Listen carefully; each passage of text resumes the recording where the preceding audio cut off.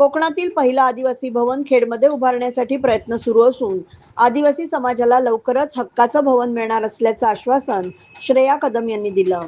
जागतिक आदिवासी दिनानिमित्त आयोजित कार्यक्रमात आदिवासी बांधवांशी संवाद साधताना त्यांनी ही माहिती दिली. यावेळी बोलताना श्रेया कदम म्हणाल्या की कोणती गोष्ट कधी करायची हे आम्ही रामदासभाईंकडून शिकलो.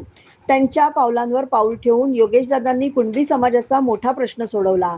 कुणबी समाजाच्या भवनासाठी योगेश कदम यांनी आपली खासगी जागा उपलब्ध करून देत हा प्रश्न मार्गी लावला. त्यामुळे आज कुणबी समाजात आनंदाचं वातावरण आहे. हाच आनंद आदिवासी समाजालाही मिळाला पाहिजे अशी आमची भूमिका आहे. आदिवासी भवनासाठी शासनासोबत आपले बोलणे सुरू असल्याचं श्रेया कदम यांनी सांगितलं. शासनाच्या GR मध्ये आदिवासी भवनासाठी जागा उपलब्ध करून देण्याची तसेच भवन उभारण्यासाठी 1 कोटी रुपयांपर्यंत निधी देण्याची तरतूद असल्याचं त्यांनी स्पष्ट केलं. शासनाकडून मिळणारा निधी अपुरा पडल्यास निधीची कमतरता पडू दिली जाणार नाही.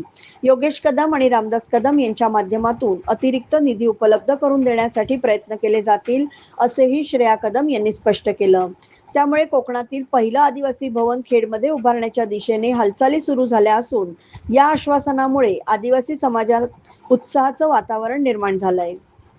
मला वाटतं पहिल्यांदा कुठली गोष्ट कशी करायची ही आम्ही रामदास भाईंकडनं शिकली आहे. त्याच्यावरती पाय ठेवून योगेश दादांनी मला वाटतं कुणबी समाजाचा मोठा प्रश्न म्हणजे कुणबी भवन हा तुम्ही सगळ्यांना बघितलं आहे की कशी आपली खासगी जागा देऊन आज सुंदर तिकडे कुणबी भवन बनतं आहे. त्याचं काम सुरू आहे आणि अख्खा कुणबी समाज हा मला वाटतं खूप आनंदात आहे. तोच आनंद आज मला वाटतं आपल्या आदिवासी समाजाला भेटला पाहिजे आणि त्याच्यासाठी मला वाटतं शासनासोबत माझं बोलणं चालू आहे. पण बघूया GR काय म्हणतो. पण शासन जागा देऊन मला वाटतं 1 कोटीपर्यंत बांधण्यासाठी सुद्धा देतो आणि त्याच्यावरती मी सांगितलेलं आहे की ते तर करूच, पण त्याच्यामध्ये सुद्धा कुठेही निधीची कमतरता असली तर रामदासभाई आणि योगेशदादांच्या माध्यमातून नक्कीच आपण पार पडलेलं आहे. काय सांगाल?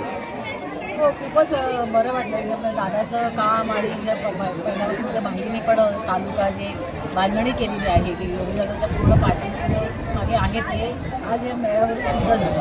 आणि आदिवासी बांधव किंवा आपले समाजाचे सगळे जे घटक आहेत ते सगळे आमच्या भाईंच्या आणि दादाच्या मागे नेहमी असतात. हे आज या मेळाव्यातून सिद्ध झालं.